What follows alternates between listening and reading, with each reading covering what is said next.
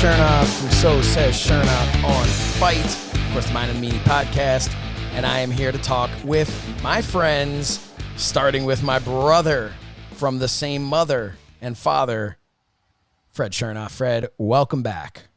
Good to be here. Joining us, as always, Mr. Calvin Tan, the prestidigitator himself. Calvin, good to see you. I don't know what's on your wall, but it looks like some sort of an award. Just a poster. There we are. And finally, doing his best Joel Gertner impersonation here, the one, the only, the brand new father for the fourth time, Mr. Matt Mangol. Congratulations, Matt Mangol. And thank you. I appreciate it. It's good to be here. Doing the playing the role of Joel Gertner on this fucking whatever this is. For those of you who are not watching this, technology is a pain in the fucking ass. What? Technology. Okay. Got him. Yeah. How long has it been since you've slept, Mangol? I don't know. I stopped counting out. So Mangol's computer shit the bed on him, but he started out at least trying to log in on a computer, which is a step above Gertner, and then was forced to go to his phone, and his phone won't go in a wide direction, so we gotta, we got Matt Mangol. A couple of black bars on the side, drinking a beer, been home from the hospital for like 20 minutes. And yeah, so we'll make it work. We'll make it work. Yeah. And we're going to talk about making it work. That's kind of the theme, because we did everything we could to make this next part work. Where we left off was our great trip to Canada. And we talked about how on that trip, we were kind of like, I think I need a break. I think we need a break. I noticed on the video when I was reviewing things that Mangol and I multiple times referenced wrestling each other in December, which I believe was going to be the big-ass Blizzard Bash that Calvin Tan wanted. But we ended up... Great. It would have been. We ended up doing we need to get a big-ass Blizzard Bash t-shirt. That'd be great. Big ass Blizzard Bash 03 or 02, I guess it would have been, right? 02. It was, yeah. And then people just think it happened, and because nobody would have been there anyway. So in the meantime, we're like, how are we going to do this? How are we going to keep running the show? I was running into issues because I didn't have any money anymore, and that's when we found our very own Money Mark, I suppose. Unlike some Money Marks, he didn't really have as much money as I think we all thought he did. But that is when the late, great Morad Habishian, Morad, as we called him, came into the story. Morad passed away a number of years ago, a young man. So in a way, I like to think maybe we're going to dedicate this to him the way we're going to tell the story.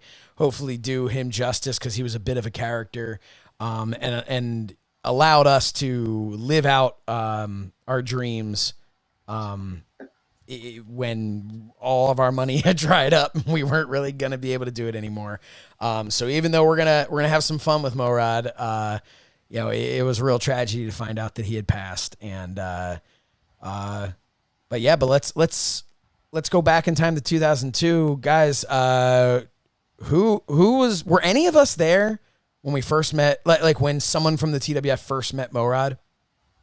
No, it was Brody and Lou. Oh, Brody and Lou went. Okay.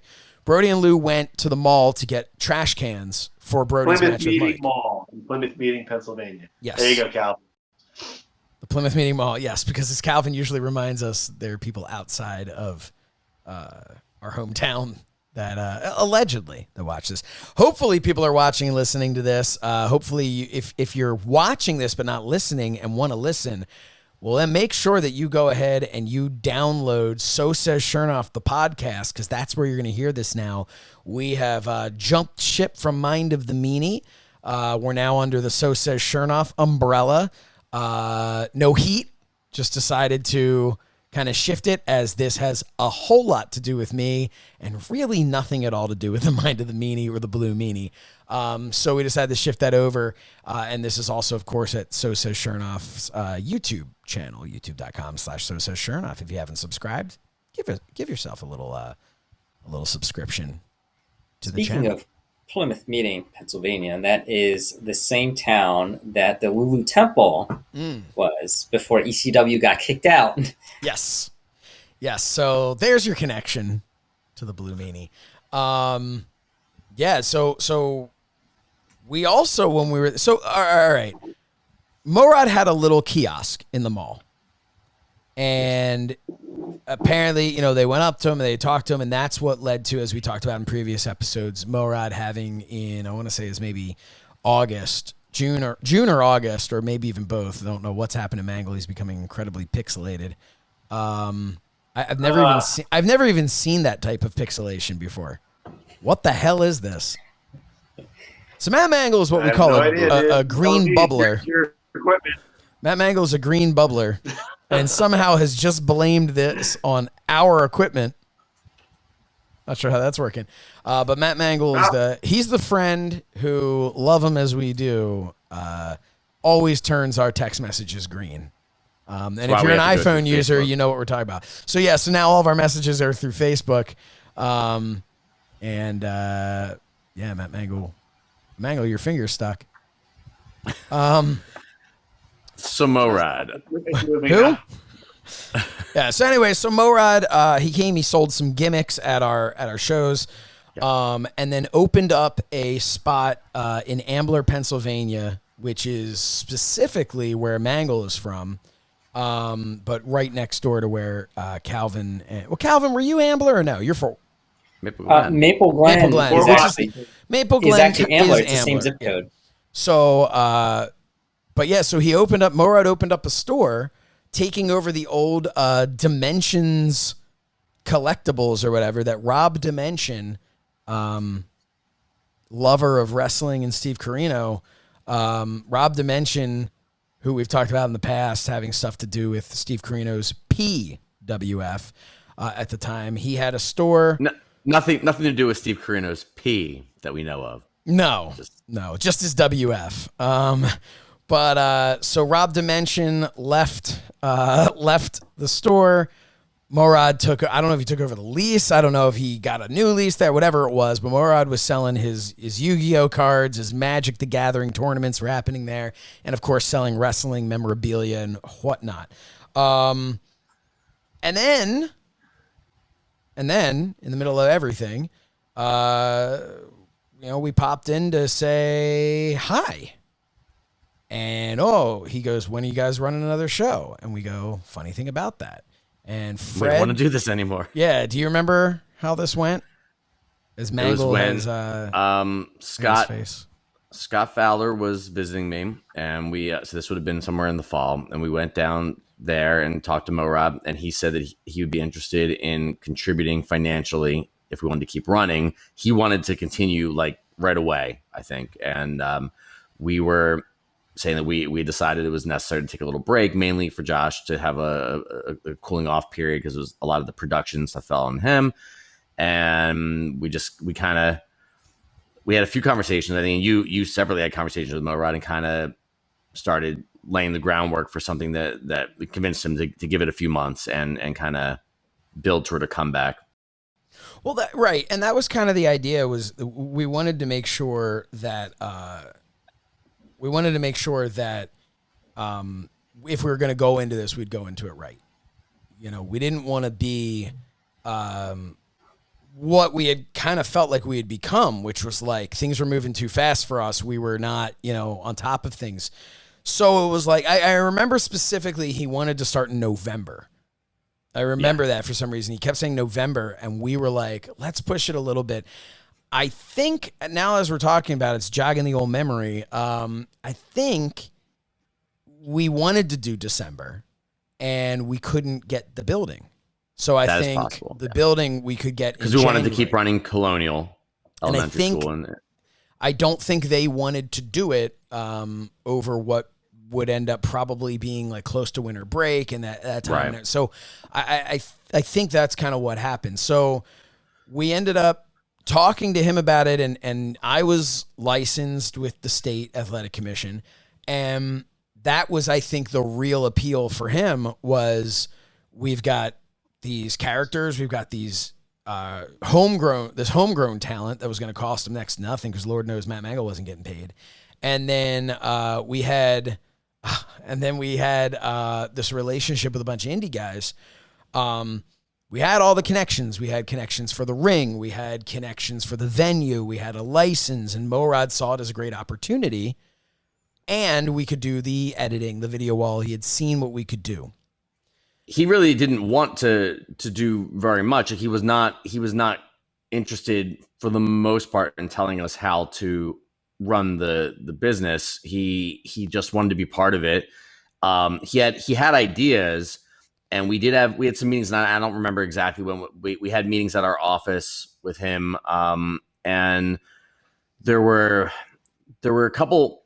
I'm jumping around, but I know one of the things that became a constant point of contention with him was you mentioned the homegrowns, which he saw as part of the appeal of what made TWF special, but he felt very strongly that we needed names, that we needed established names to draw, and it was a hard argument to make with the guy who's going to be dishing out the money. We kept telling him, in our experience, we don't think, like, we haven't heard that this is a really great way to go, right? But he was adamant, and he was paying. So that was I remember that was an argument that went on for a while. He really, really wanted to have names, and we really did have that feeling of like, for what?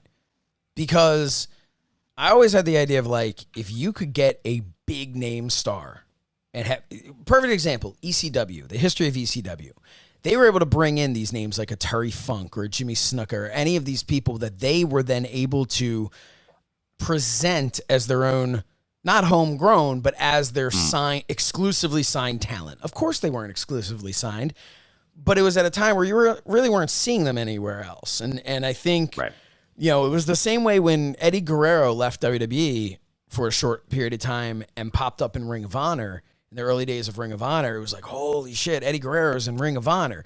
Well, Eddie Guerrero wasn't signed exclusively to them. He could have worked anywhere, and probably did work a bunch of other places.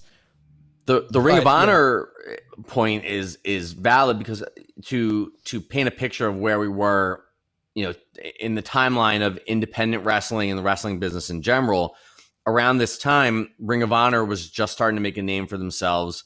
CZW to a lesser extent.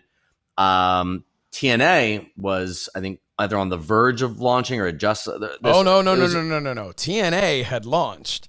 So TNA was a good year in because Morad. That's right. Morad told us they were going out of business. Yes, they only had another week or so left. Yeah. So this is what's happening. So Morad is looking at that, especially Ring of Honor being the Philly-based competition. He's looking at that and saying, they're paying a lot for their production is top notch, and they're bringing in name talent. And he felt like that was, in order to compete, that's what we need to do. We knew the limitations of what our budget could provide for and what we could do, and we thought that we needed to slowly grow. And I think it's a rare time where we gauge things appropriately, even insofar as pushing back and building up the demand for our return. In that case, in that market, in running shows at Colonial, that cooling off was actually really good, and there was a lot of fan interest in our coming back. I think we did a good job. In that brief moment, we kind of knew ourselves very well, which was not always the case.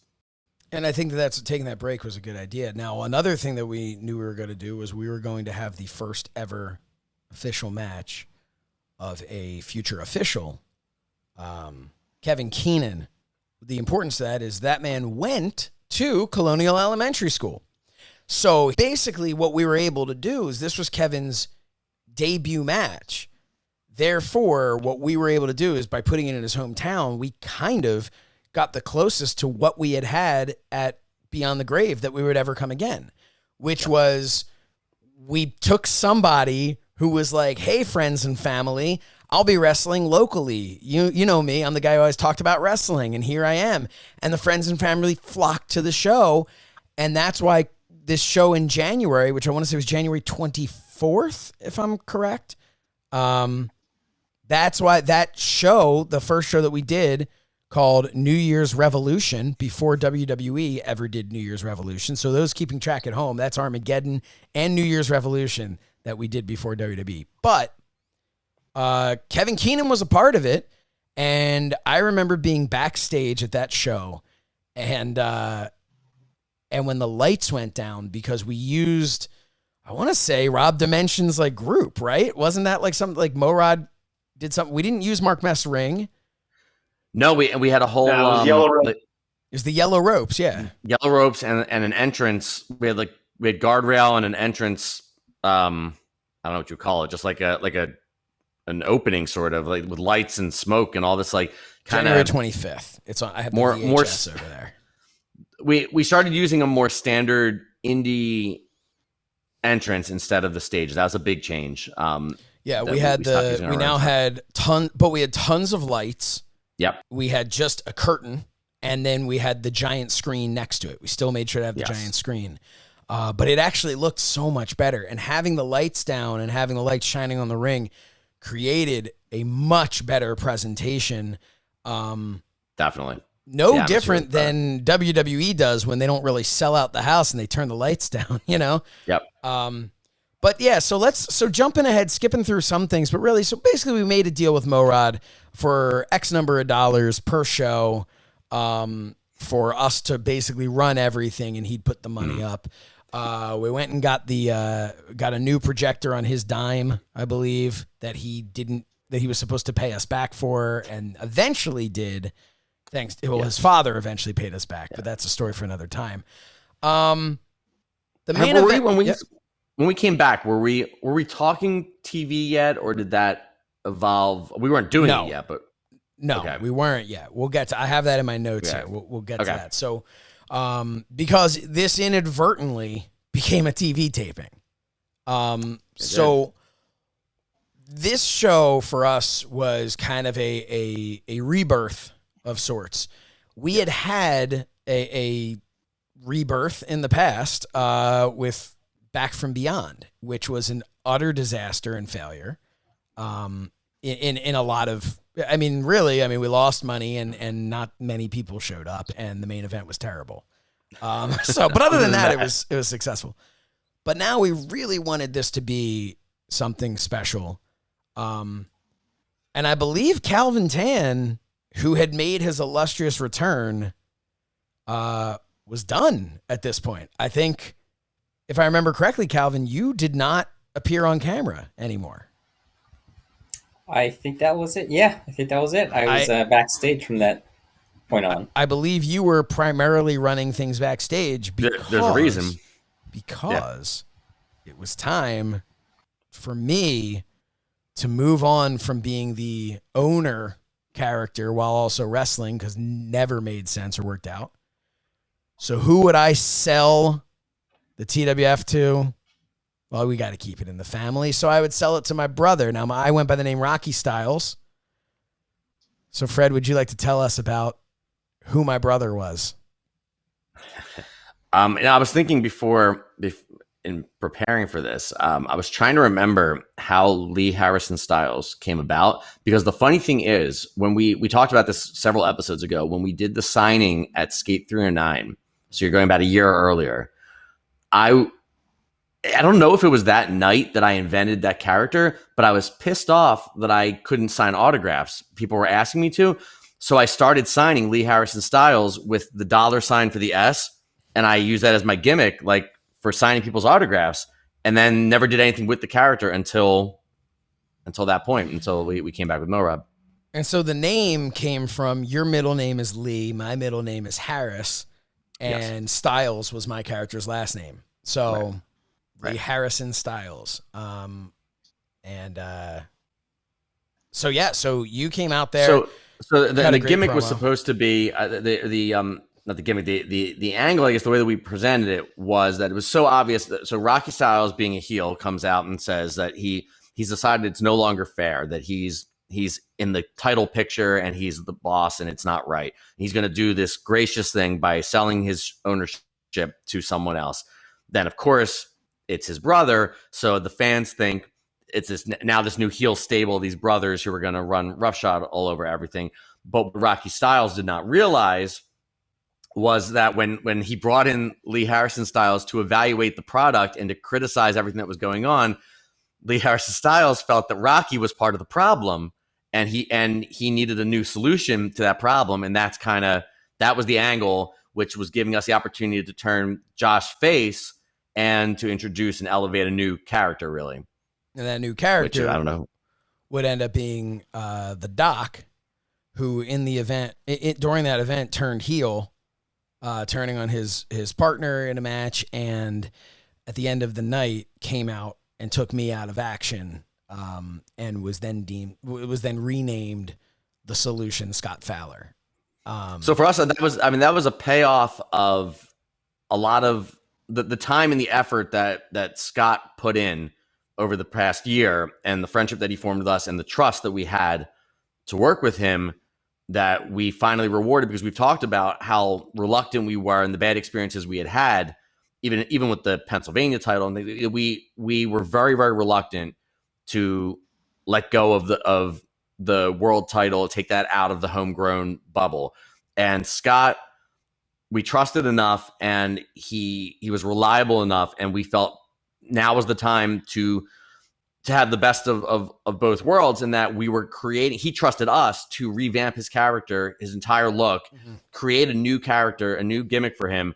So now he kind of is a homegrown, but he's also a trained indie wrestler, and we were able to utilize his skills and the presentation of what he could do and it made a perfect fit to have him in that title picture. And the other idea with this was for me to stop wrestling for a bit, to focus more on running things, because Morad was now the money behind it. And I felt like I needed to kind of be a little bit more hands-on and the backstage side of it. So this was a way to take me out of action, but not before having a classic ladder match with Matt Mangol. Now, Mangol, I want to ask you a couple of questions. Sure. Before we get into the ladder match, if you would tell us through your pixelation, if you would tell us what you remember about Lee Harrison Styles' debut promo. Like a combination of Sting and something else here on the screen here. It's bizarre with the pixelation, but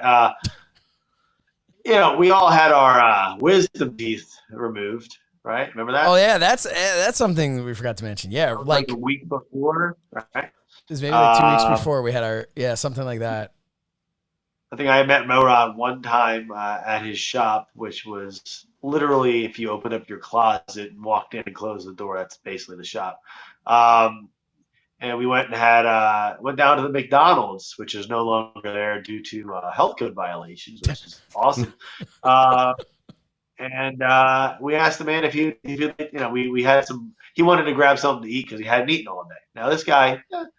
Let's say he didn't look like he missed any meals, but apparently that day he did. So we walked down to McDonald's, and I don't know what he got, but one of us asked him if he wanted our apple pie. What's that? To which he goes, sorry, I have diabetes. We go, okay, well, I guess there's no diabetes-causing things in that Big Mac you just ate. But anyway, that was my first. Not that there's anything wrong with diabetes. I mean, there is, but I don't. We're not insulting anyone who has it, but I wouldn't recommend getting it. We're not hating it. You don't want to strive for diabetes. No, right? There's nothing wrong with people who have diabetes. There is a lot wrong with diabetes. We don't want to promote diabetes here, Mangol. Right. You are an exercise physiologist. You can't come out here and go join a personal training unlocked. Go to youtube.com and type in personal training unlocked. Hey, Matt Mangol can teach you all about diabetes. FITE TV. Yeah, well, we're really just stuck to the oatmeal ads. Poor guy ended up, eating pie, eating ice cream, and got diabetes, and he had the box, right? If he would have stayed back in the 80s doing oatmeal, it wouldn't be a problem. Anyway. Dude, so many people were doing oatmeal back in the 80s. So Well, I hey, think you're supposed to be shooting on my could've been worse. opening. Anyway, promo. Yeah. So I mean, this is all leading up to Fred's promo. Hold on. I'm going to gesticulate all over this phone here. I beg your And pardon. by the way, at some point, Wow. if I happen to run, hold on, if I happen to have to run out of the screen, it's because I have to get my fucking charger because I'm on my damn phone here. Oh, hashtag pay the boys. Anyway, Rob Dimensions crashed my computer. So anyway, leading up to the ladder match, we had seen ladder matches. We had never done a ladder match. This is true. So we're walking around. I forget when it was. We're walking around Lowe's or Home Depot, or we're going down the aisle and looking at these, corrugated steel ladders. And let's not go with that one. Let's walk down a little further. They're all made of this painful steel, right? Yeah.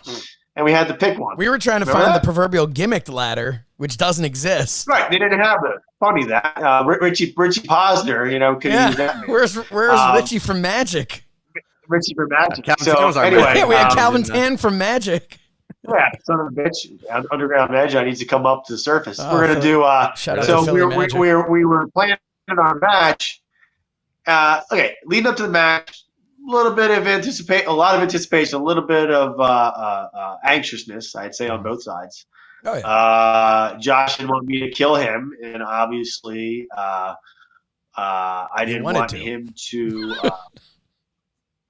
Well, character-wise, yes, but we had one of the spots in that match, if I'm not mistaken, was the 85-foot ladder spot from the outside, right? It was a tall ass ladder. Right. So, I had that on my mind most of the time because I'm like, great, we'll get to the top, we'll slip on the banana peel, take it in the pelvis, and then end up scoop me off with the spatula, right? So Mangol, if I can interrupt your The whole description of match, Fred's that promo was for in a the back second. of my mind. Yeah. So anyway, and then back to Lee Harrison Styles. You have the video of this, and you better put it up. He says, and I'll let Fred take it, but he's taking over this and that. It's quiet. There's the limo guys in the front row. And he says, life gives you lemons. You got to make lemonade. And that's just what we're going to do here tonight. And there's a pause. And I just, I got to make lemonade.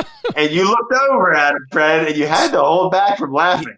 Threw me Trying to off play completely. heel. Yeah. Yeah. It was great. Yeah, completely. And Great. Anyway. this is my first time. This is my first time in the character and speaking in front of the crowd. And all I knew, I didn't have like a pre-scripted thing that I wrote for myself or anything. I just knew the idea was for me to run down the production, which is ironic because I kind of was the production for a long time. Yeah. But I was supposed to say that this is no good. And Was that's that no a good and all rib? this- Yeah. So I was supposed to say that everything was shitty, and then that was the line was supposed to be. But when life deals you lemons, you make lemonade. And that's what we're gonna do here tonight. And we're gonna start doing this. And I guess I was supposed to announce matches or whatever was happening. And No, well, because remember, you had the entire roster was around the ring. that's right. Yeah. Yeah. Yeah. No. And I was there. I was there with my $100 sweater that cost, I think it was like $5 or something on some form of clearance. And it was like it was like 4 times the size of what I needed to wear, but I wanted to wear it anyway because like I felt like, well, people will know how expensive this was supposed to be, but didn't cost anything. And did but they, I'm Josh? What? No. Oh, no. Well, I mean, I told a lot of people. Okay. So But I think that a lot of that show that show was set up to transition from what we'd been before to where we were going, which is really the next show. So a lot of it had to do with paying off the Rocky Mangol feud with the ladder match and getting Rocky out of action as to get the face sympathy and getting Lee Harrison Styles' position as the new boss, the new villain, and then kind of a question of like where do we go from there and what is his solution going to be to this problem. And I think, and then yeah. Well, no. Well, so in the match to kind of get to, because nobody really cares too much about storylines, Mangol's coming into this as the world champion. Mm-hmm. He'd held the title since for 11 months at that point.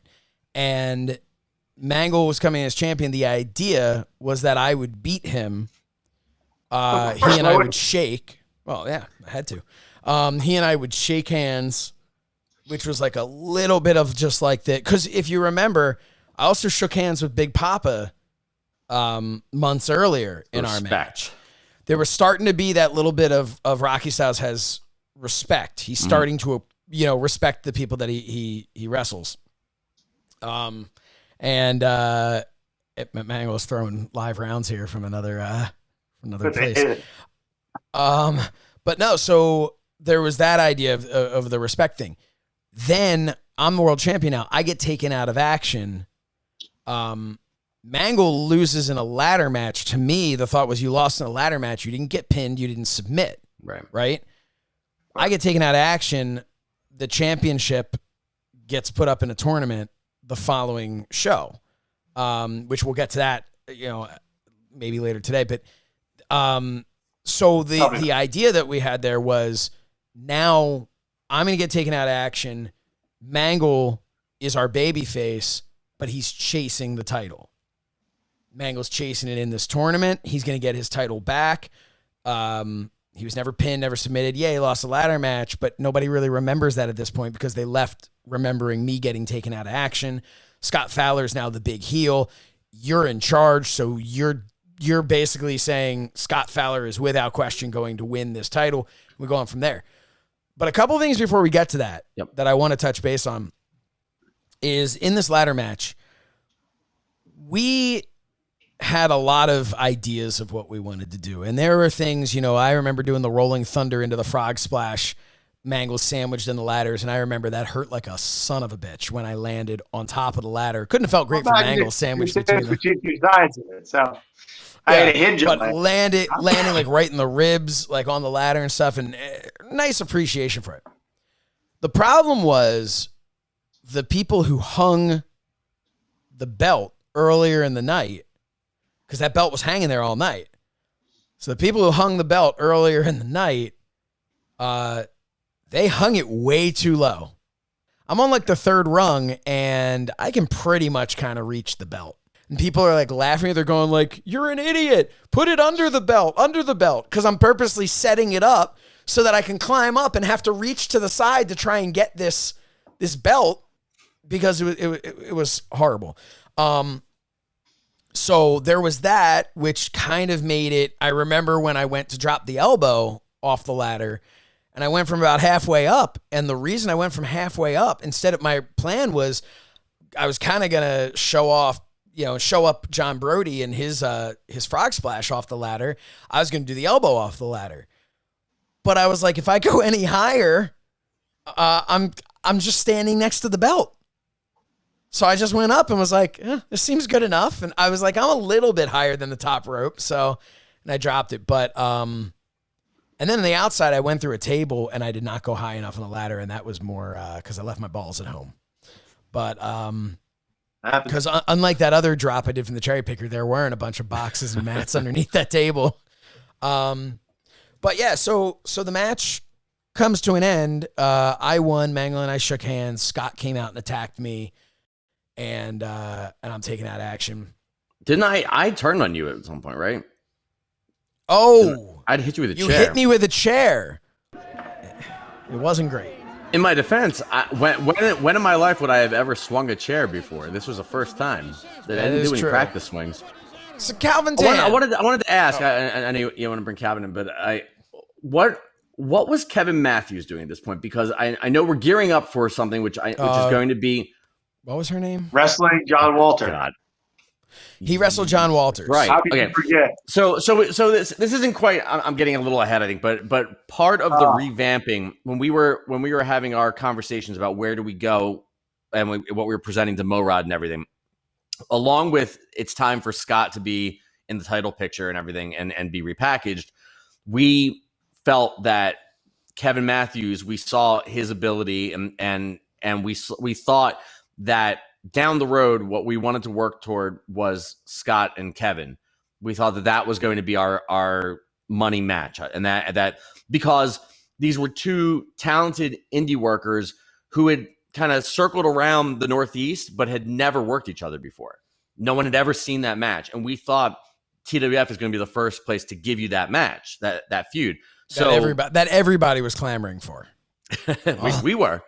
Yes. We really were curious that we wanted to see what they could do, and so part of the plan. I don't think it didn't start happening right away, but part of the plan was to position Kevin to work his way up as a face because of the fact that Rocky was not going to be in action. So we needed, we needed more baby faces because of what I was going to be building on the opposite And also side. because Scott was, I think, next to Mangol was our top baby face, and we just turned him heel. Yes. So I think the show came and went. Calvin, do you have any memories of the show other than Mike Green continuously calling it New Year's resolution? And then, except for the one time he called it New Year's Revolution and then corrected himself to resolution. I don't remember much of it, probably because I was, in my mind, kind of concerned about, what do I got to do next? What I got to queue up next? Yeah.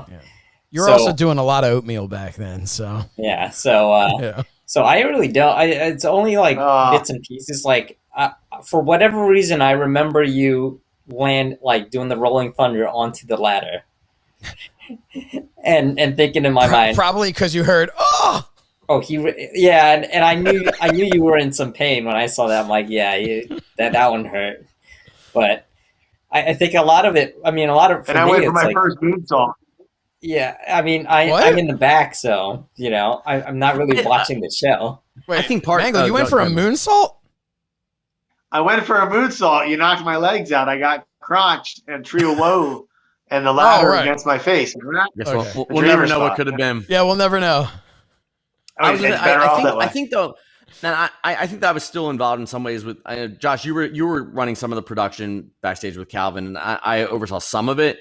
Mm-hmm. But I think obviously, like for me personally, there was a lot having to do with my in front of the audience stuff that I was preparing. But I think that part of why it was not incredibly memorable was that we were getting good at what we were doing. Plus, you're removing the aspects of creating a new stage or whatever like that. Mm-hmm. Other people were setting that stuff up. We were finally getting to a place, even though we had taken a hiatus, we were at a place where we're just running shows. We know how to run a wrestling show now, especially in that venue. And I think it just kind of was starting to flow, and that it wasn't. But I also think the fact that Morad, I think you're right when you're saying other people setting up the stage. Like you and I, or all four of us, we were always somehow lending a hand. Fred was obviously running it, but all of us were somehow always taking something off the truck, or in Calvin's case, driving the truck or whatever, certain things. And like, there was this aspect of like, okay, we don't have to do that. And, no one's going to talk to me about money or getting paid because except for Perry Saturn. But that's the next show. So I think you're right. I think that we were finally so hands off of so much stuff that we pretty much, our job was to go around and say, okay, here's your match. Here's what we want to see. Here's who's going over. Good luck. Here's when your match is up. And then the rest of it was just doing our on-air stuff, which was... There was no... That show didn't have any easy. pre-tapes, right? Was that the next one? Correct. Yes. Okay. The next there wasn't a lot to it, really. So let's move on to the next one. Yeah. Before we just put a pin right there, you're forgetting the promotion we did at Plymouth Meeting Mall where we saw one Virgil. So you're right. This was in 2002. That was in December of 2002. I remember because we went to TGI Fridays right afterwards. And I actually do remember. Yeah, you got the jerk chicken, didn't you, Josh? No, but I did. I was going there focused on in a different way because I had a girl that I was about to start dating, which I also remember because Calvin Tan having a line when I went to talk to said girl, and we're all together, and Calvin goes to me, he's like, "Yeah, man, you gonna go talk to her with your blood breath?" Because we had all had our wisdom teeth taken out. It's like, "Oh man, you gonna go talk to her with the blood breath?" And I remember being like, "Oh shit." So then I go and I'm talking to her. I'm like, "Hey, how's it going?" Yeah, covering over. But for whatever reason, it popped in my head. But no, but we're there signing. We talk about Matt Mangol being pixelated on this show. Well, we had 8x10s made. The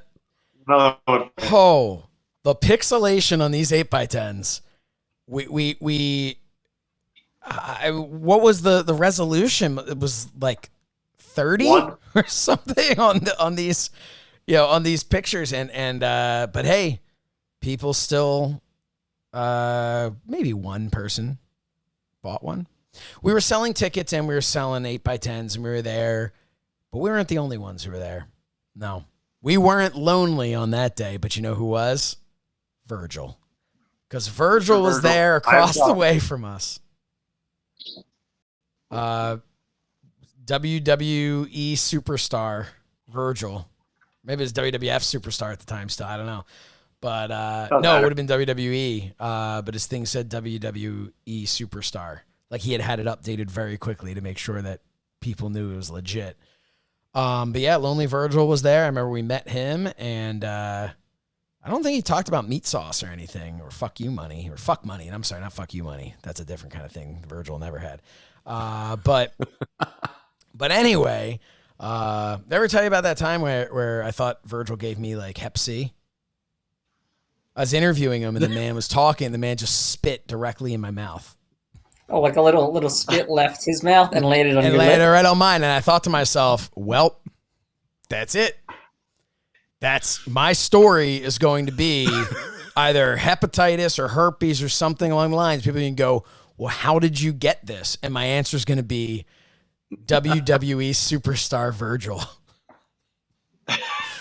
So anyway, so the next show that we did was in April of 2003, and it was called Last Man Standing. And that was important for a couple of reasons. It was the first show that we ever repeated. That's right. We had never lasted long enough to repeat the name of one of our shows, but we had done Last Man Standing in April of 2002, and now we're here to do Last Man Standing in April of 2003. But with a twist, a little twist, a tweak, if you will, because this was going to be a last man standing tournament. And this was something that I believe Fred and I put together. Fred came up with a 90, we'll say 98% of it. And I came up with a little tweak at the end. But yeah, Fred, do you want to tell us a little bit about the last man standing tournament and what that was? The last man standing also, by the way, don't steal it. This is us copywriting it right now. Don't steal our tournament idea because it's coming back. TWF Last Man Standing. Heard here first. Mangol is going to go grab a charger. Go for it, Mangol. Do it. Hashtag pay the boys. The Last Man Standing tournament. Well, in storyline, the Last Man Standing tournament was the creation of Lee Harrison Styles for the purpose of crowning a new TWF World Champion. Yes. The tournament was designed to be a first round of tag team matches, I believe, right? The first round was tag matches. Tag matches. So that was how many people? 16? I'm going to say it was 16 people. It was 4 tag matches. Yeah. 4 tag matches, 16 people. The 4 winning teams went on to randomly selected for singles matches in the second round. And of that, the 4 winners of those go into a fatal 4-way match, which I believe was elimination. So just getting down to a final 2. Yes. That was how we did, which I think was incredibly creative. I was very happy with it because I think even back then, there was always that feeling of like it's all been done, and there's been so many great ideas and like tweaks of other ideas. And obviously this was based on certain things, but I don't think anyone had really done that combination really. Yeah, I still to this day think that it's one of the things where we've had many talks over the years where we've joked like, oh, would we ever bring the TWF back? And we always go like, no, we wouldn't do it. No, we wouldn't do it. But when the idea of like, what about like a one-off last man standing tournament where you get all like the biggest names in the indies, we're always like, maybe. We've been having those talks for years. Yeah, because it's such a neat concept, and I would love to see something like that come back. Because what you had was, like we talked about, it was teams in the beginning. So that if a team wins, you're creating the possibility of them having to face each other. And that is exactly what we did. We had John Brody and Big Lou of the Hardcore Clan, we had them in there, but they were the remaining members of the HCC, which you, Fred, Lee Harrison Styles, said was going to die tonight. The HCC will never, this is the last time you'll ever see it. Yeah. So the whole idea there was they won in the first round. Well, now they go on to the second round where we, quote unquote, randomly select who faces who. And wouldn't you know it, Brody faces Lou. And that's where, and that was kind of like the wink and the nod of like we know Lee Harrison Styles screwed them in here. And the way we got around it, I don't know how. And it worked, by the way, because that was Brody's last match ever. So, so you killed the Hardcore Clan that night.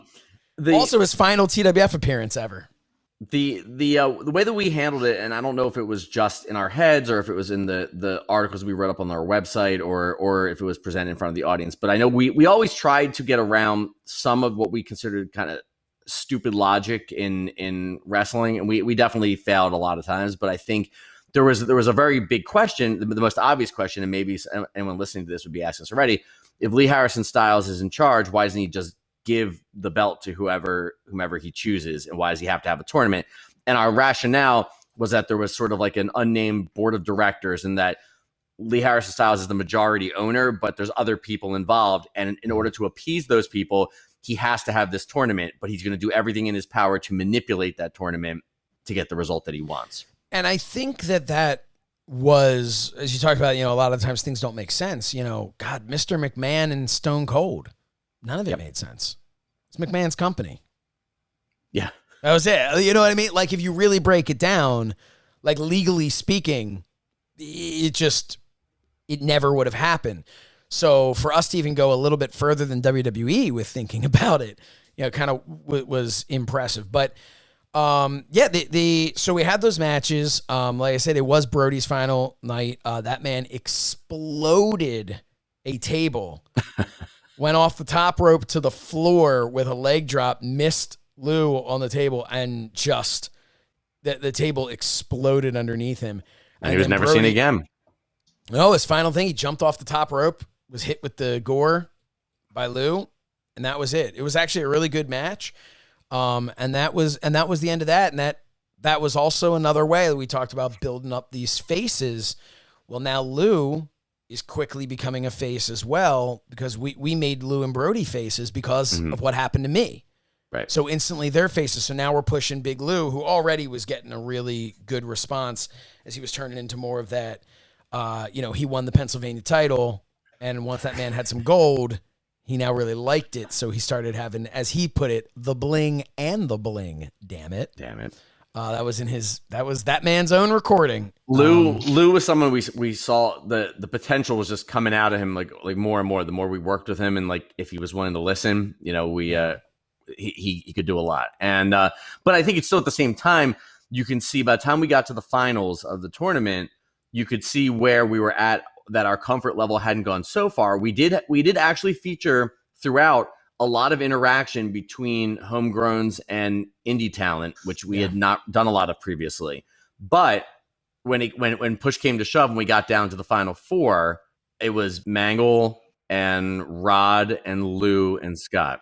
So Scott was our one indie guy of the four in there. We still needed to make sure that we, because we'd been planning this in advance and we had experience with people just not showing up. So right. So we kind of felt confident with that. And honestly, it was a really good, I thought it was a really good show. But this is where Morad finally decided it was time. Oh, Josh, real quick. Yeah. No? Not so quick, I guess. Do you remember Danny DeManto suggesting that Rod put on Icy Hot? It would make the muscles look better, and he ended up getting a rash and had to wear a T-shirt? Yes! Oh, I totally forgot about that. You're like, why are you wearing a T-shirt? You think, trust me, you don't want me not to wear a T-shirt. It's like, well, I don't want you to wear a T-shirt. I got a rash. From what? Well, Danny DeManto told me to put Icy Hot. Now, was DeManto ribbing him? DeManto must have been ribbing him. I don't know. I mean, a lot of wrestlers use Icy Hot. First of all, the Icy Hot you usually put on afterwards, but I don't know. I guess DeManto, first of all, Danny DeManto, that man's going to tell anybody the way to make your muscles pop. Come on. Was he? Did he work Rod in the second round? Yes. Yeah. And Rod took like a gorgeous German suplex. The untrained German. Yeah. No, it was really. You would It have was thought just, Rod would. Rod didn't get anything in. He was like enhancement talent. yeah, but one. But that was Rod was very willing to. We weren't happy about it because this is No, this and is it wasn't the situation- last time something that would happen, Mangle. We'll talk about that another time. Yeah. What? We for felt- airplane. Steve Hayden. Like, we'll get there. We felt anyway, that Rod. Maybe we were wrong. Rod had. We've talked about this. Rod had a tremendous amount of natural ability, but he was not trained. Had not gone through a grueling training process, and we wanted. He was not afraid to work anybody, do whatever, and we felt he was good enough that we could put him in there in the tournament with an indie wrestler and get and start to give us our homegrowns that credibility and the respect of the people. And he did earn the respect of the guys because he worked. The problem was that we needed Rod to be a dominant force. Right. And he went in there and Demanto basically told him, "You're just going to bump for me." And he was very respectful and said, "Whatever you need me to do, I'll make it look good, whatever." And he did, and he sold like crazy. And we're sitting in the back going, "God damn, he's our like unstoppable force," and he's bumping all over. Yeah, his first night he came in and almost dethroned Mangol as world champion and like beat the crap out of him and all that stuff.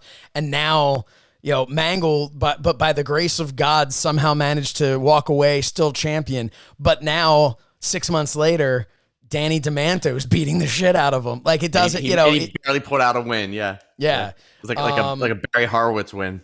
Yeah, seriously. Except he couldn't tap himself on. Yeah, he couldn't pat himself on the back because of the icy hot. So, but also debuting on this show was Christian Porter. Oh yeah. Yes. The younger brother of Damian Ali, Mangol's tag partner from the original TWF, the teenage years. So, that was really cool too because Mangol faced him in the opening round. And that was just Christian was more than just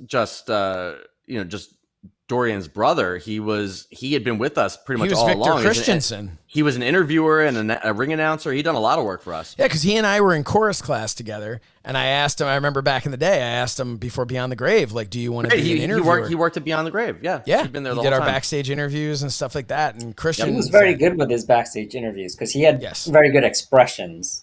Yeah, he was. Yeah, you know what? He was probably, when you look back at it, the most underrated or least talked about of the talented people in the TWF. Like, if you really look back at that, like he knocked it out of the park with those backstage interviews. For as much as you could compare the teenage wrestlers to pro wrestlers and go, holy crap, we're not even in the same, how do you even say it's the same business? But Christian, on that night, you put quote unquote real pro wrestlers in there and him doing those backstage interviews, and that's pretty damn good. Pretty much what you're going to see on TV on Raw or SmackDown or something. So He reacted very well to whatever promo somebody was cutting. He reacted perfect. He was quick-witted, but never took away from the talent. I'll never forget his okey doke, but he was great. But then, as it turned out too, he started wrestling in high school. And I remember going to the first meet that he wrestled at and noticing a pair of red wrestling shoes that man was wearing. And I looked at those and I thought, I bought those wrestling shoes because they were the shoes that I bought Damian Ali for Armageddon that the man never repaid me for, and then passed them down to his brother to wrestle for Upper Dublin High School in those shoes. But he also ended up, he was weightlifting. He was in phenomenal shape, was Christian.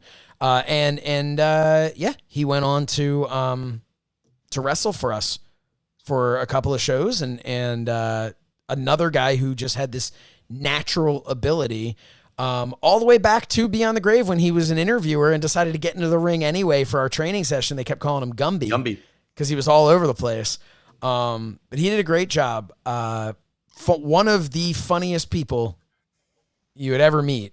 I remember we used to pull up to his house and play the old Christian, the Christian music from WWE. Yeah, he is Dr. Porter now. Yes. By the way. He's a physical therapist, yeah. Yeah, he's a doctor. How's that make you feel, Mangol?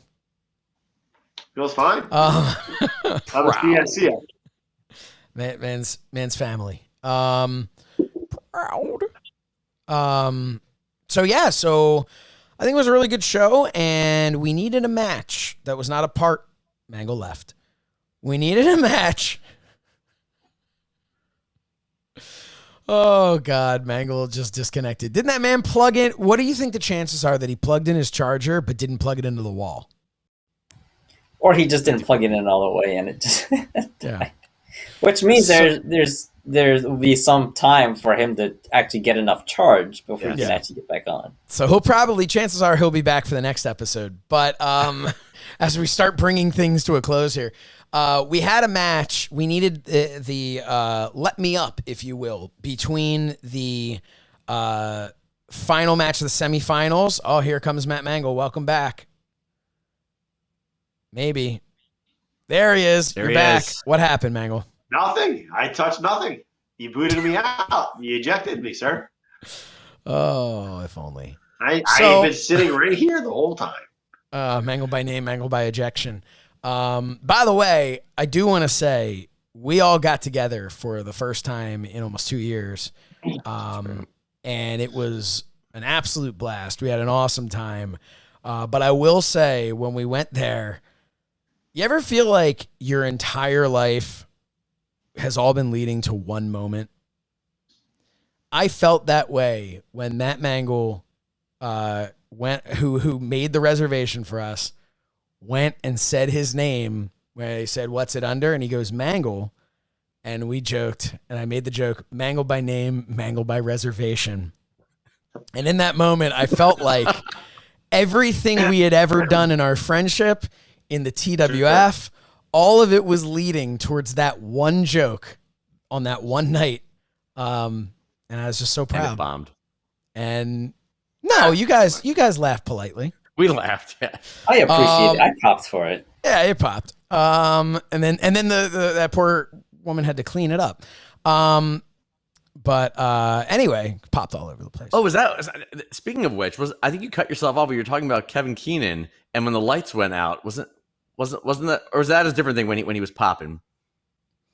No, I think that is when he popped all over. Yeah, the lights went, or was that maybe back from Beyond when we had the video? There was He something. thought the video. lights. It was like the lights went out, and it was that. It was that night. The lights went out, and he thought that like something went wrong, and then the video started playing. That's what it was. And he popped. He's like, I'm popping. I'm just popping, guys. I'm popping. And we're like, are you going to clean it up? Because this is, this isn't our building. For those of you who don't know who Kevin Keenan is, he went on to become a WWE referee. Yeah, for the ECW brand, the WWECW brand. Kevin also took that bump we had talked about before, the over and out, which I believe we showed on an episode, the in and out. He also had an altercation with Biz, where Biz was carrying something, and Kevin was like, heavy enough for you? And Biz yelled at him about how he needed calf transplants or something. Biz had like a one-sided feud with him from that point on. And then there was Kevin Matthews thing where Kevin Matthews kicked him in the head once, and Kevin like walked around like concussed. Did I work? Did I work, brother? Did I work, brother? We're like, no, man, you were like carrying cables. Like, this isn't what, he's like, did I work, brother? I don't know. And it was like all over. And then Kevin Keenan was like, there can only be one Kevin, which is pretty much bullying. But he was like, there can only be one Kevin. Kevin Keenan? Kevin Matthews? No, Kevin Matthews said there can only be one Kevin to Kevin Keenan. So he renamed Kevin Milk Tits. That's right. So, which is how I differentiated him in my phone for many years. until one time he somehow saw it on my phone and he got half hot about it. I was like, nah, because it said Kevin MT. And he's like, brother, what's Kevin? What's MT? What's MT? I'm like, no. I'm like, nothing. It's just kind of, because there's a lot of Kevins and stuff. But that's how I remembered Kevin. It's Kevin Milk Tits and Kevin Matthews. Yeah, the New York crew was really hard on him. They hazed him for a while. Yeah, but then he became part of it, Yes. And not that excuses it. Don't haze anybody. No, it's just being a bunch of assholes. But anyway. Yes, the filler match and the in between the rounds. So, what I was going to say when the lights went out, though, was I remember hearing the crowd, and I remember Gambino saying to me, "Is this a TWF show?" Because the crowd was so crazy because Kevin Keenan was there. But yeah, but moving on to to Last Man Standing, we needed that filler match, and the match that we decided to put between the semifinals and the finals was a match with names. It was Perry Saturn versus Crowbar. Perry Saturn. This was our agreement with Morad to give it a try. Yeah, that we can have names, and they drew flies. They didn't draw anything, and our takeaway was this: number one, Crowbar, and still to this day, one of the nicest people. And I had the opportunity to actually catch up with him about 2 years ago.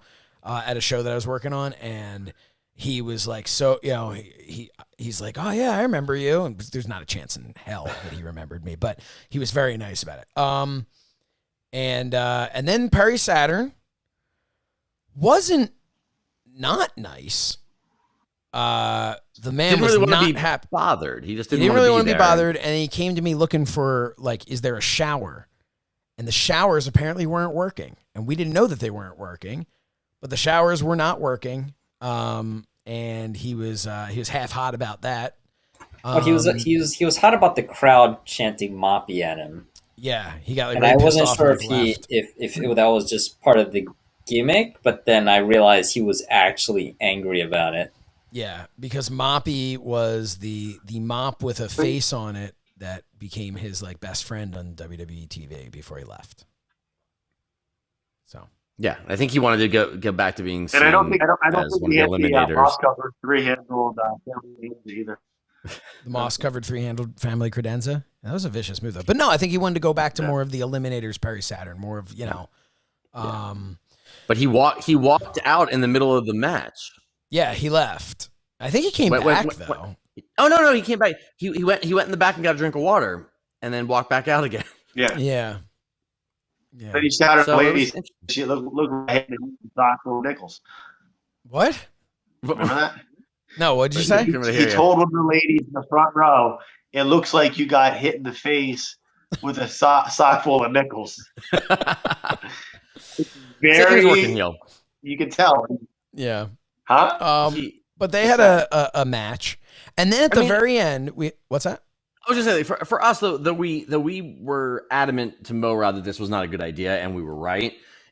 I have to admit, it was very cool that these were like WCW, WWF guys like working on a TWF show, and like we to us that looked like beyond like an indie match. This is like a real match in our ring, like that's like. And do you remember who else worked the show?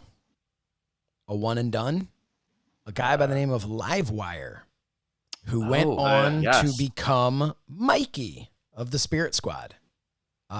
Worked the show, and we found out that day when we're like, well, this is cool. We got a new guy on our roster. This is awesome. We found out that day, oh yeah, I just signed developmental with WWE. I'm going to go down to like Deep South or something. And we're like, oh. And then we're like, well, that's cool because we now have footage of him. We're like, go become a star. Was that when the Demanto and all them went into business for themselves to give him a send-off? No. On that specific time. Danny Demanto was told all the time, don't talk, don't say anything, don't cut a promo, don't touch the mic, don't do anything like that, and always did, and always picked up, I'm not supposed to do this, but, and then it was always, whatever. But yeah, he sent him off with this guy is the best wrestler and like a brother to me. It was all like, self-serving bullshit, but it was what it was. But we had overall we did have a good crew coming in. That's when we had John Walters, right? And John Walters. John Walters. Static was there. Jason Static, who I would then go on years later to wrestle in my first DCW TV match down in OVW. I wrestled him a couple of times down there.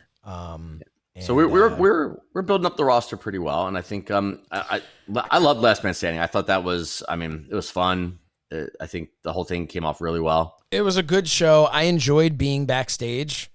I actually enjoyed not having the pressure of wrestling a match, and which is funny when you look at how my career went and what I do now in producing shows and stuff like that for FITE. Like it's, I think maybe I should have realized at the time that my calling was behind the camera and not in front of it. I'm also in front of the camera all the time too now, but not in the ring, I should say. But I do remember that not that you weren't working, like helping oversee things and everything, but I think you really did enjoy it because you got a chance to really sit back and look at like what you created, and that when you're so involved with the actual product and being a wrestler, you got to focus on your match and other things. Yeah. And I think like you're able to just actually enjoy it. Match, and I think that was a problem because the show could never run that smoothly because I wasn't there at proverbial gorilla. But no, I really did enjoy it.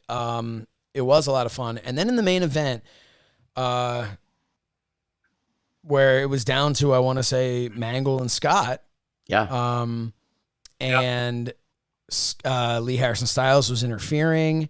Mm-hmm. And I believe Kevin Matthews came out as Alkake and threw the Alkake mask into the crowd. And that was the end of that Alkake mask. So was that the night I said Kevin Matthews was banned from the building? Yes. Because that was starting to build the Kevin stuff. But also because he was not on time for a change. So he said he's banned from the building, and we were kind of like, if you make it in time, we'll do the Alkake thing. Mm-hmm. And you can round. And he did. But anyway, yeah. But he got thrown out, and the crowd popped like crazy for him. It was really, and that really made us feel like we were starting something, like something really, we were starting to have fans that were showing up all the time to this. And a lot of people will think of the TWF as like this, us blowing smoke up our own asses. But the reality is, at this point, we were starting to become something that could have theoretically at some point become something, Yes. Like we felt something was starting, and unfortunately it wouldn't work out. But so in the end, when Mangol was being, double teamed and all that stuff, we then had Big Papa come out to make the save. Because Big Papa, it was like, here we go. Here's our other number one baby face. Yep. And Big Papa hit Mangol with the choke slam. And that was the start of this great group that Lee Harrison Styles was going to have here, with a heel Big Papa and a heel Scott Fowler. And Lee Harrison Styles was turning everything on its head and, changing the world. And Scott won the world title. Maybe it's because I was involved in it. Obviously, like I really enjoyed it. But I think that when we look back on the TWF, maybe there's stuff later on. I would say that the closest we came, we talked about always chasing like the Beyond the Grave buzz and that kind of feeling. The Big Papa, whether it was, I don't know, him coming out for the match with you at Beyond the Grave or when he won, like the Papa, that feeling of what we've got something. I think the closest we ever came to that was Last Man Standing. The build of me standing there with Scott and Big Papa, and knowing now we've got Mangol, the people want to see get his revenge. They know Kevin Matthews, something's happening. Like they're waiting, when's Rocky Styles going to come back? There was that feeling, that like palpable feeling that we are this is right where it should be, and everything is happening. Like and it's easy to be like, yeah, in your own minds it was, but no, it was the crowd reaction. We had a few hundred people there, which I know isn't a lot, but it was, if you put it in context of where we were, of who we were, it was a lot. And we had built from having, 30 people there. So we now had a few hundred people, and it was at the, this point where things really did feel like, and you're talking about chasing the Beyond the Grave feeling. I think if you look back at it, part of what made this the closest to that we had experienced, I'm curious what you guys think of this, if you agree or not, was because it was the first time we didn't go back to the well. We didn't say, we'll bring Big Papa back and get that pop. We'll bring Heatwave back and make Mangol kind of what he was back at Beyond the Grave. And we'll do this and we'll do that. And we'll go back to how this was and we'll reclaim that feeling. It was instead now, this is a TWF. There's no Rocky Styles. Mm-hmm. Mangol is beaten, laying on the ground. But like you said, now everybody is behind him. We've got Kevin Matthews, who's a indie guy, where we feel like there's like a real, quote unquote, real wrestler there now. And now you've got Big Papa, where we're like firmly not rechasing the glory Big Papa because he's now a heel. Right, he's right where he belongs as kind of like a henchman for hire and mm-hmm. not the giant character and not the big baby. And it was this built-in thing of, and we had all these ideas of Big Papa and Mangol, which was pretty much going to be based off of what we had perceived as a possible reality, that Noah came back and didn't really feel like he had the place in real life. We had talked before that Noah was kind of he was kind of my right-hand man in real life behind the scenes. Mm-hmm. And then when we brought back the TWF, Mangol was kind of my right-hand man behind the scenes, running a lot of stuff and doing all that. And when Noah eventually came back, it was very much like, I've come home, but somebody else is in my bed. You know? And like, and I think that we looked at that and said, you know, the best wrestling fuses where there's a tiniest bit of reality, and we could feel excitement in ourselves talking about this idea of Noah as the heel. Why did you turn on Mangol? Because I built this place, because I was the big star, and Noah I left, and when I came back, it's all about Mangol. Noah was the guy to do it. He could have delivered some great promos to sell that. It was his acting experience and stuff. It would have been great. But that was Noah's foreshadowing that, you know. But that was Noah's final appearance for the TWF. Mm-hmm. I showed up. Mangol always showed up. I was the last man standing. Yep. There you go. Matt Mangol always showing up, even right after having a baby. Matt Mangol. That's right. Even if it's on this damn phone, find a way. Yep. Joel Gertner, get an actual computer, sir. Anyway, sorry. Yeah, Matt Mangol is now living Joel's best life, and it's not for him. So Joel, get your damn computer. But no, to put a bow on this, because that's kind of, you know, what our show was there. And then, like I said, that was Brody's last show. That was Noah's last show. And we were about to enter into our last show of the Morad era. Right. So remember where our minds were at this point, because of where we're going to go next time, is that we didn't know these things, that people weren't going to show up anymore, or that whatever's going to happen. We knew we're at the top of our game. We've got this guy who seems to have, from our perspective, like limitless money backing us, and now the conversations are really happening about television, which is like a dream come true. And it's all starting to happen. Yeah, and TV is a month away, both in the timeline and a month away from when we're going to talk about it. Because as a little heads up, our first show was May 12th, 2003 was our first show on Channel 48. And we will talk all about that next month on the next episode of Talking with Friends. Guys, any final thoughts, any last memories of this time, the early Morad days? Because it really went from like a we're burnt out, hey, let's see what can happen. Holy crap, that's a really big pop. Kevin Keenan the floor's wet. And then from there, it was like this last man standing. Man, we're back at the top of the mountain here. This is the TWF. This is a brand new TWF, but God, it has that feeling again. And then everything kind of goes to hell next month when we start talking about it. But do you guys remember from this time any feelings? Calvin, let's start with you, because you're just sitting here like a pretty face. Well, it was. I think it was a show where I really thought this is like legit, you know, because everything before was kind of pieced together, kind of, you know, trying to make things work. And this one, not only the feeling, but the look of it had that professional quality to it, you know, everything from, you know, the lights going out, the lighting, the ring, the videos, everything, the wrestling in the ring, everything was it just came together.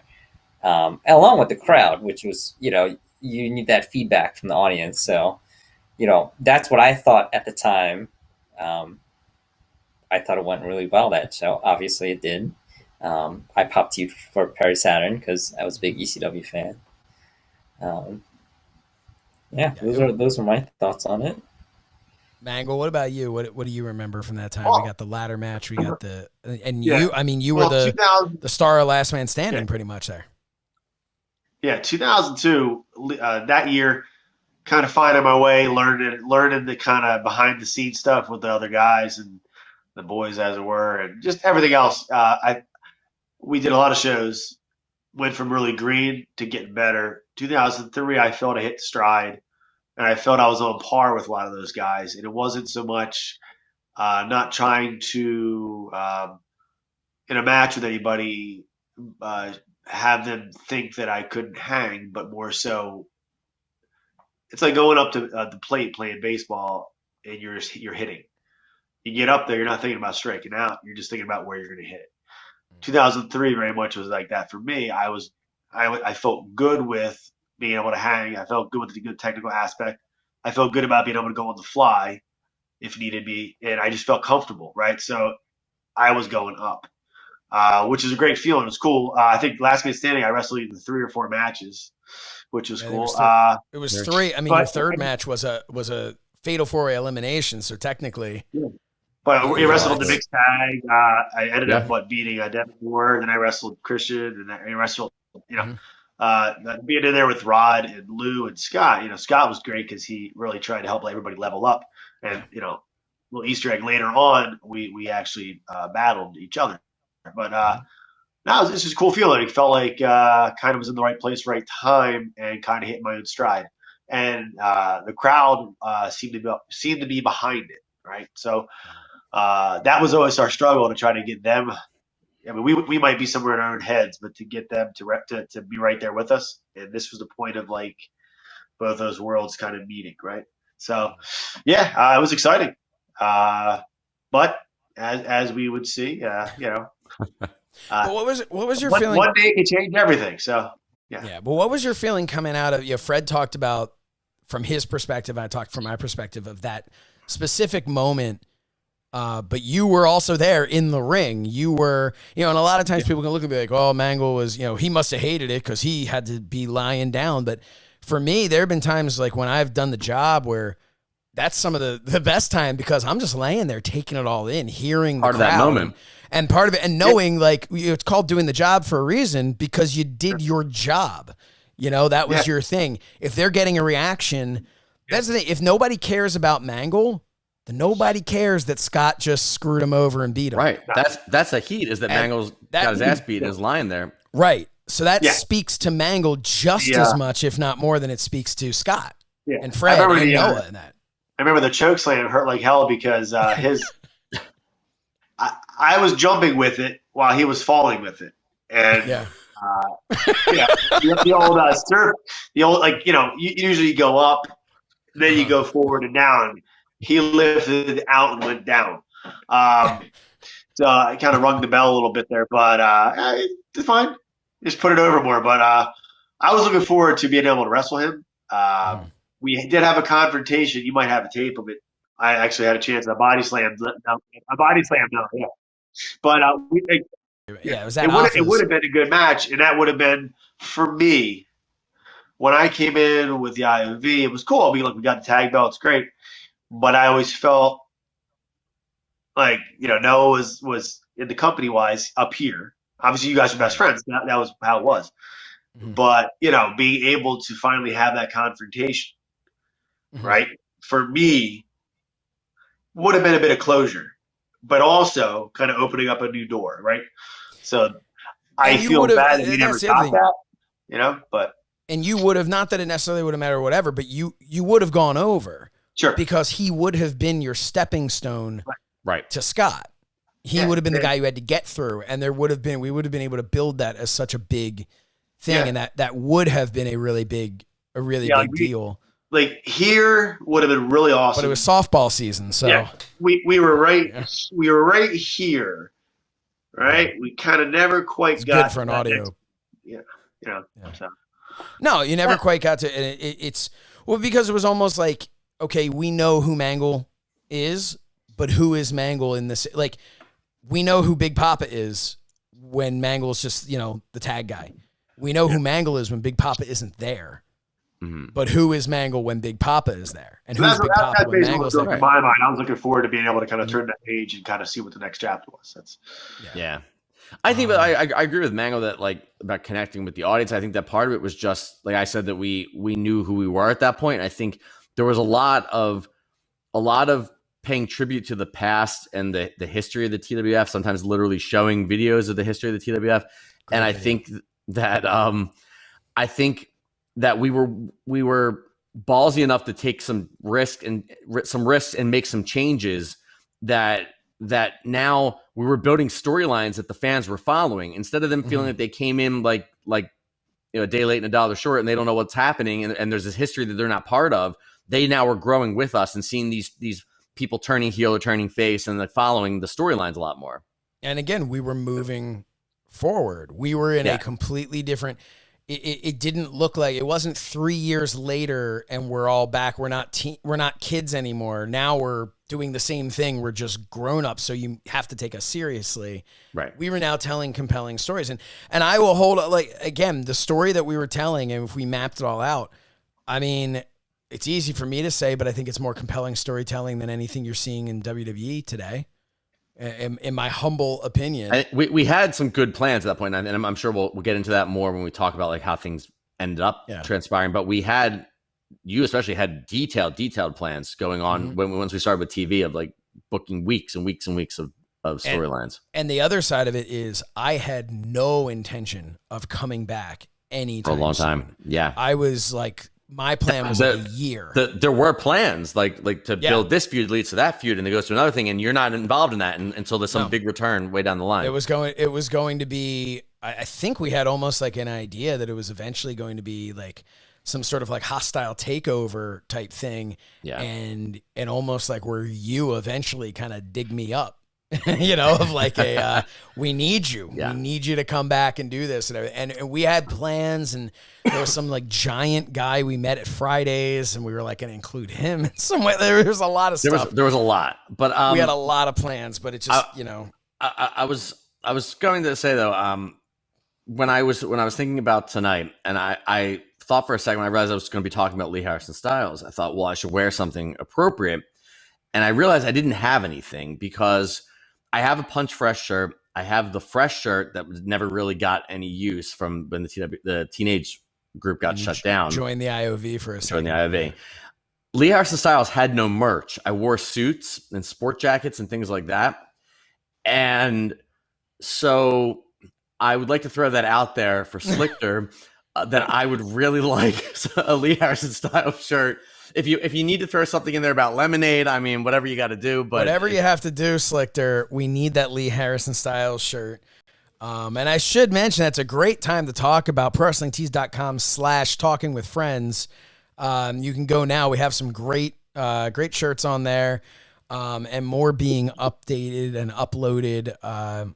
Pretty much as you're hearing this, we should have some new ones up there as well, which is kind of cool. We kind of have these new shirts, which are neat, where it shows us today as our modern selves, and in the background has an image of us from the TWF days. And I thought those are kind of cool. I don't know that anyone would ever want to wear that, but I think they look really cool.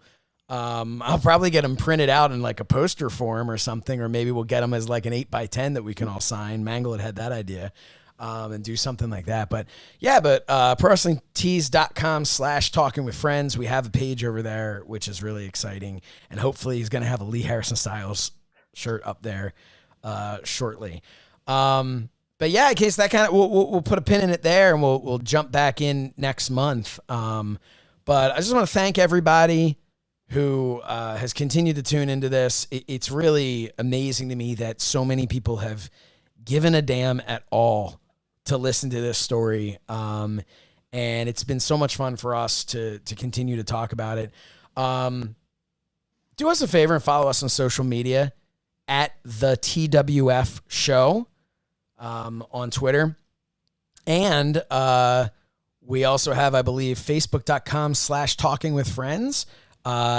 Isn't live yet, but I believe we have that coming up soon. So check that out if you would.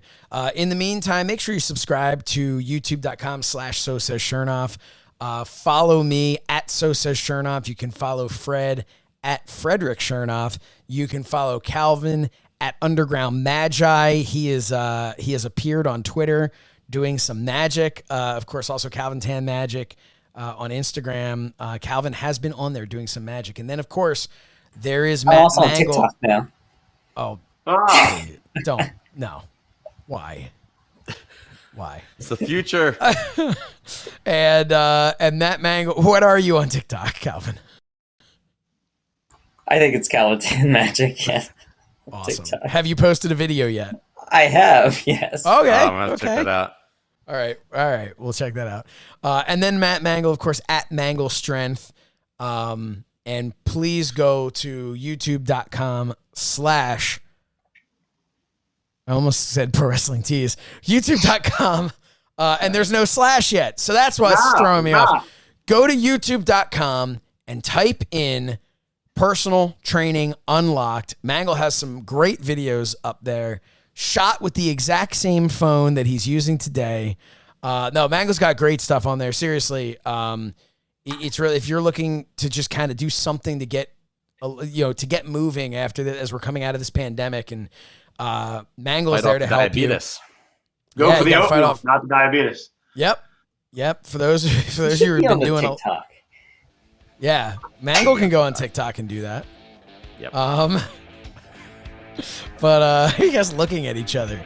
Fred, this is unbelievable. But anyway, yeah. It's like the Brady one. But definitely check that out. Give Mangol a subscribe over there, and Help a brother out. Hot tag. Look. yep, and tell your friends about talking with friends. For Fred Shernoff, Calvin Tan, and Matt Mangol, I'm Josh Shernoff, and we will see you next time on Talking with Friends.